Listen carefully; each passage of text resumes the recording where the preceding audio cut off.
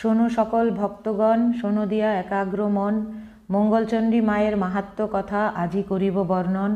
যে গৃহে প্রতি মঙ্গলবার মঙ্গলচণ্ডী মায়ের পূজা হয়, মায়ের কৃপায় সেই গৃহে সুখ শান্তি আনন্দ বজায় রয়। আন্তরিক ভক্তি বিশ্বাস সহ মায়ের পূজার নিয়ম রয়। পূজার পর ব্রতকথা পাঠে মায়ের পূজা সম্পূর্ণ হয়। ব্রতকথাতে মায়ের পূজার মাহাত্ম্য বর্ণিত হয়, তাই মঙ্গলচণ্ডী মায়ের ব্রতকথা শ্রবণের এত গুরুত্ব রয়। নিয়ম নিষ্ঠা ভরে করিলে মঙ্গলচণ্ডী মায়ের পূজা জীবনের কঠিন সমস্যা হয়ে যায় একেবারে সোজা। মায়ের মাহাত্ম্য কথায় এটা পরিষ্কার বলা রয়, মা মঙ্গলচণ্ডীর পূজাতেই জাগতিক আধ্যাত্মিক উন্নতি হয়। পরিবারের সবার মঙ্গলের জন্য মঙ্গলচণ্ডী পূজার বিধান রয়। মঙ্গলচণ্ডী মা প্রসন্ন হলে মায়ের আশিসে সার্বিক মঙ্গল হয়।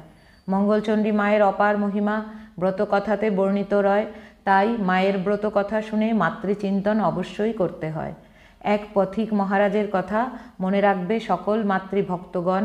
মঙ্গলবারে মঙ্গলচণ্ডী পূজাতে উন্নত হয় পারিবারিক জীবন।